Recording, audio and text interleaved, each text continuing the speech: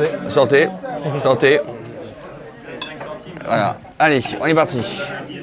Donc, enchanté. Enchanté. Adrien. Adrien, Pierre, bienvenue, welcome dans le 8e. Merci. Vous habitez dans le Oui, quartier là, à 50 mètres. D'accord. Vous êtes propriétaire Oui, propriétaire. D'accord. Et donc vous êtes, qu'est-ce que vous faites dans la vie? Pardon. Alors moi, mon vrai métier, je suis fonctionnaire. Je travaille à la gestion publique des hôpitaux parisiens.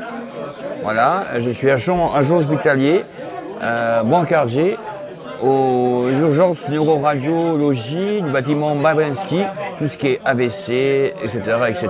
D'accord, mais vous n'aviez pas mentionné que vous étiez photojournaliste? Et en plus de ça, je suis photographe.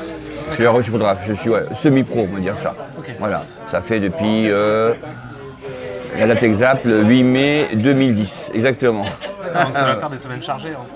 Oui, ben là en fait ça fait 10 ans que je suis sur Paris à peu près, 12 ans, 2012, plus de 10 ans. Et en fait ça fait pas très longtemps que je m'intéresse à la Fashion Week. Avant j'en faisais parce que j'avais pas le temps et machin. Et première fois que j'ai fait la Fashion Week c'était sorti Chanel, mais c'était avant que le Grand Palais soit en travaux. Donc, et là, j'ai découvert la Fashion Week. Je ne connaissais pas du tout les photographes pas accrédités, mais qui soient dehors. Et voilà, c'est vraiment, il faut se battre. Il faut arriver 3 ou 4 heures à l'avance pour avoir la bonne place. Donc là, j'ai fait récemment, avant-hier, j'ai fait l'entrée de Jean-Paul Gaultier. Chez Jean-Paul Gaultier, sous la pluie. C'était l'enfer.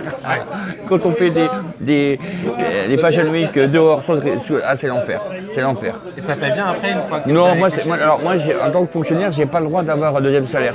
Et de toute façon, c'est comment ça s'appelle? C'est à titre de dilettante, c'est une passion. Ça me fait une décompression entre mon métier que je fais.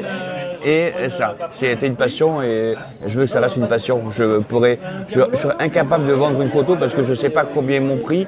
Et il y a des gens qui sont encore plus pros que moi qui méritent, je ne suis pas à ma place. Il faut être légitime dans ce métier. Et, moi, c'est juste pour faire plaisir. Voilà, juste pas des belles photos et voilà, me faire plaisir. Voilà. Alors, je vais poser une question un peu personnelle. Quelles sont vos préoccupations, quelles sont vos inquiétudes en ce moment? Alors, en tant que fonctionnaire, c'est que, je parle, là, c'est le fonctionnaire qui parle. Déjà, qui nous augmente nos salaires, déjà. Et de deux, avec le gouvernement qui, tous les 3 mois, si on les entend, d'ici demain, il peut sauter avec le budget. Et il faut que la France ait un budget en 2025. C'est pas possible de rester comme ça sans arrêt. Donc voilà, c'est ça. Parce que si là, on n'a pas de budget, et je sais pas si c'est vrai, mais je redis ce que dit les médias, France Télévisions et autres. Si on n'a pas de budget là, les fonctionnaires ne seront pas payés. Voilà, et il y a 5 millions de fonctionnaires quand même. Les retraites, pareil. Voilà, il faudra trouver une solution. Voilà. Et donc vos principales préoccupations, elles sont de nature politique? Avoir des sous. Il faut que les politiques se bougent un peu le train pour essayer de négocier ça. Voilà. Et en termes puisqu'on est sur le sujet de la politique, qu'est-ce que vous pensez de la politique étrangère de la France, de l'Europe, notamment vis-à-vis des pays du Sud? Quelle devrait être la relation entre la France et les pays du Sud? Alors je ne suis pas qualifié pour faire ça. Moi je ne suis pas très pro de la politique étrangère pour l'Afrique. Ouais. Donc je ne peux pas vous dire, je ne suis pas qualifié pour. Donc je botte en touche comme on dit, mais okay. Voilà. Est-ce que vous vous souciez des gens des autres pays? Oui, ceux qui sont en guerre. Ouais. Je suis d'accord pour l'accueil des gens qui sont en guerre, tout ça. Ouais. Mais après, voilà, la guerre se termine tôt ou tard. Regardez, en Syrie, ils ont mis 13 ans à se terminer. Donc, je sais qu'en France, ils ont arrêté de donner les visas quand le jour au lendemain. Donc, voilà. Donc, ça veut tout dire. Ouais. Alors, voilà. Vous pensez qu'on devrait continuer à donner des visas aux Syriens Ils ont réussi. Maintenant, mais est-ce que ça va tenir le coup? Est-ce que le nouveau monsieur qui est au pouvoir, c'est un ancien djihadiste? il s'européanise avec costume cravate et tout machin, donc il veut avoir une légitimité au niveau international pour avoir des sous aussi, parce que voilà, la série est tout à construire. Ouais. Donc la France peut-être sûrement va aller pour avoir des marchés, Bouygues et compagnie. Donc je pense que voilà. Qu'est-ce que vous pensez de la pauvreté dans le monde? Est-ce qu'on devrait faire plus pour lutter contre? Mais d'abord, il faudrait que les pays, alors c'est peut-être qu'à dire qu'à faire, mais il faudrait que les pays qui sont très pauvres, très pauvres, soient aidés pas par la France, par l'ONU. Par l'ONU, c'est le monde entier. Oui. Donc voilà. Okay. Je donne un exemple, Haïti. Oui. Watts, c'est à côté des Américains, à côté du Venezuela, du Cuba. Voilà. Ça a été la première démocratie du coin là-bas. Voilà. C'est pas normal. C'est pas normal qu'on laisse ces pays s'écrouler comme ça. Maintenant, il y a des gangs qui font la loi et donc voilà. Et vous pensez que si les autres pays ne font rien pour Haïti, est-ce que la France devrait agir? La France est un ancien pays colonisateur, c'était Saint-Domingue. Donc déjà on n'a pas les moyens on a du mal avec nos colonies, nos départements d'outre-mer, à Martinique, en Guadeloupe et machin. En Alcanie, il y avait des émeutes, la vie chère. Donc est-ce que la France a les moyens d'intervenir, de faire un mandat onusienne, pas la France. Voilà. Ils sont déjà venus avec l'opération Carbet en 2004. Mais mais est-ce qu'ils ont les moyens? Est-ce que je pense que c'est pas la préoccupation des Français actuellement. Et vous, c'est une préoccupation ou pas? Parce que j'en parle, parce que vous ne parlez pas de pauvreté, je pense à Haïti, mais non, je sais pas, voilà. Est-ce que vous pensez que chaque pays devrait s'occuper des gens de son pays et pas des autres pays? Pas comme Trump, pas faire comme Trump, se retourner en arrière et renvoyer les immigrés par les avions, ça c'est ignoble. Qu'est-ce que vous pensez d'une taxe mondiale sur les millionnaires qui servirait à financer les pays à bas revenus, Oui. les pays du Sud? Oui. Vous êtes pour? Ouais. Oui, parce que c'est vous et moi, on les rend riches. Ouais. On les rend riches. Ce côté-là, il n'y a pas de crise. Ouais. Il n'y a pas de crise. On voit la queue à Louboutin, on voit la queue sur le Champs-Élysées, tout ça. Oui. Vous, c'est quoi votre patrimoine net? Si on prend tout ce que vous possédez, moins les dettes. Ben, j'ai ça. Ouais. Voilà, et ça vaut c'est combien, tout. Ben là, je pense qu'il y a 5 ans. Alors, j'ai pas acheté parce que c'est un héritage de la famille. Donc, je pense que ici, dans le 8e, j'exagère, mais peut-être c'est à 15 000 € le mètre carré. Et j'ai 11 mètres carrés. Ok, donc 165 000. Ouais, allez, 200 000 €. Voilà. 200 000 € sur des comptes. Voilà. Okay. Non, 200 000 € le truc, sinon, voilà. Oui, vous avez en tout 200 000 €. Voilà. Et vous avez quel âge? Ben, j'ai bientôt 50 ans, dans 6 mois. Ok. Bientôt bon anniversaire. Bientôt, bah ouais. Vous allez faire une grosse fête Bon, non, j'ai 50 ans, voilà, je fais pas, j'ai 50 ans, non, ben on a 50 ans maintenant, et alors, on aura tous, vous aussi, vous aurez 50 ans aussi un jour. Je pense que c'est 51 qu'il faut fêter, parce que c'est l'âge du Ricard. Ouais, aussi, parce que moi je suis de Marseille aussi, donc voilà. J'ai vécu très longtemps au sud à Marseille, donc voilà. Est-ce que vous avez voté aux élections européennes? J'ai voté pour les élections européennes. Vous avez voté pour quel parti? Pour Renew, parce que moi je suis pas mélenchoniste. Voilà. Pendant 5 ans je voulais pas voter parce que j'étais déçu, écœuré, et j'ai dit écoute, arrête de râler, à force de râler, tu votes pas, tu te restes sur toi et comment ça s'appelle, voilà. Quelles mesures politiques est-ce que vous voudriez qu'on abroge cette réforme de retraite qui divise les Français,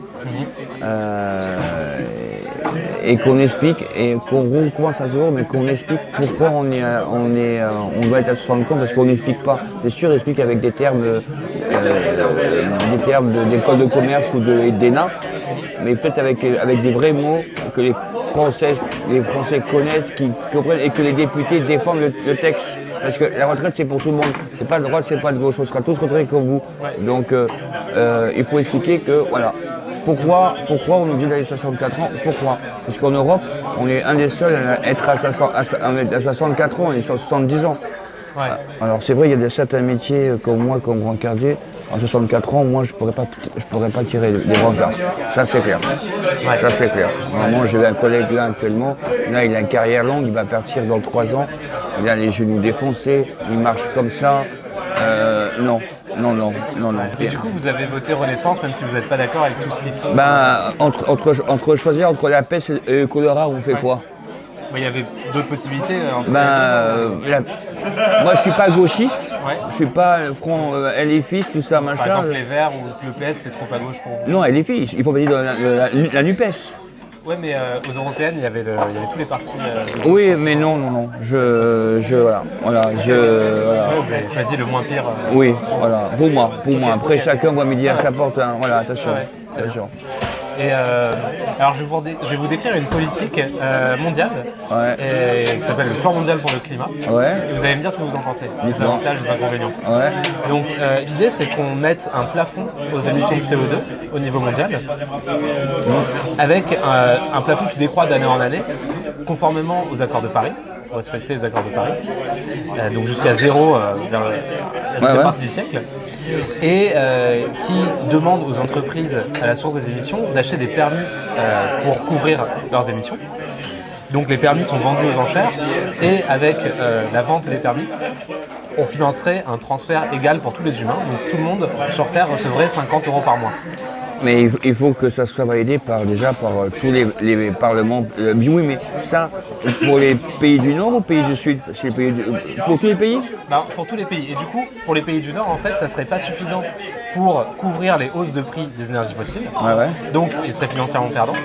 Pour les pays du Sud, ça serait plus que suffisant. Et donc, ils seraient financièrement gagnants. Donc, ça opérerait une redistribution des richesses. Mais est-ce qu'ils auraient les moyens de payer ça? Parce qu'il y a les pays du Sud qui n'ont pas les moyens. Mais justement, en fait, ils gagneraient financièrement. Parce que les prix augmenteraient, mais ils recevraient encore plus. Les 50 € par mois, ça serait davantage que les augmentations. Et c'est bien votre idée, mais il faut que ce soit un accord au niveau de tous les pays qui sont dans l'ONU, et que après ça pourrait être fait sans certains pays. Ça pourrait être un accord avec, on va dire, l'Union européenne, les pays du Sud, la Chine. Même s'il n'y a pas les États-Unis ou la Russie, ça peut fonctionner. Ou les BRICS. Les BRICS. Imaginons que les BRICS se mettent d'accord pour faire ça. Est-ce que vous pensez que l'Union européenne devrait rejoindre? Oui, si les BRICS arrivent à trouver ça, un accord, et que je dis là, les gars, nous on est les BRICS, on est en dessous de vous, on est d'accord. Je pense que ça va. Peut-être on regarde, mais combien de temps ça va mettre pour que tout le monde soit d'accord? C'est long. Regardez, ça va prendre du temps. Oui. Regardez Chirac quand il disait, c'était un Johannesburg, la maison brûle. Ouais. Le discours de Jacques Chirac était magnifique. Donc voilà, la maison brûle. Il avait demandé des taxes pour les billets d'avion. Ouais. Est-ce que c'était bien? Mais voilà. Ça a été mis en place avec toute petite taxe. Voilà, mais ça n'a pas duré longtemps. Mais ça n'a pas duré longtemps. Hein. Vous prenez l'avion? Alors, moi, mes parents, ils habitent à Cannes. Ouais. Quand j'ai beaucoup de bagages, tout ça, machin, je prends le train de nuit. Ouais. J'arrive à 9h à Cannes, voilà. Et quand j'ai rien, je prends peut-être l'avion 2 fois dans l'année. Donc, je sais pas, c'est pas moi qui va polluer. En moyenne, vous prenez 2 fois dans l'année? Ouais, une fois, allez, en moyenne, 2 fois. Est-ce que vous seriez prêt à contribuer 2% de votre revenu pour lutter contre le changement climatique? 1%, c'est déjà 1%. Et si tout le monde le fait? D'abord, il faut. Ça c'est au niveau politique française. Il faut que la France. Voilà, après, ce soit un accord au niveau des politiques français, et après, c'est les entreprises, c'est chaque entreprise qui décide. Mais je pense que déjà, le CAC 40, déjà les employés du CAC 40, 1%, c'est rien. Ouais. Mais par contre, 1% pour tout le monde. Ouais. Pour tout le monde, comme ça, tout le monde, pas dire, non, mais ceux qui gagnent moins de 2000. Non. Même, qu'est-ce que c'est 1 €? C'est rien. Ouais. C'est rien. Ça ferait 20 €, 40 € pour vous. Non, 20 € pour 100 €. 1 €, c'est rien. 20 € par mois. Et est-ce que vous faites des donations? Comment? Est-ce que vous faites des donations à des... Oui, de temps en temps, ça m'arrive. Ça m'arrive. Combien par an à peu près? C'est 10 €. Ouais, 10 €, voilà. Et je vais aussi quand ils font les récoltes des produits, au mois de novembre, je sais pas quoi, quand on donne des trucs non périssables pour. Pas les pièges jaunes, non périssables, quand tu fais les collectes, la banque alimentaire. Ouais. Voilà. Ok. Est-ce que vous avez une question pour moi? Non, Quelque chose non. que vous voulez ajouter Non, rien du tout. Ok, bon bah très bien. Rien du tout. Bonjour. C'est très sympathique. De rien.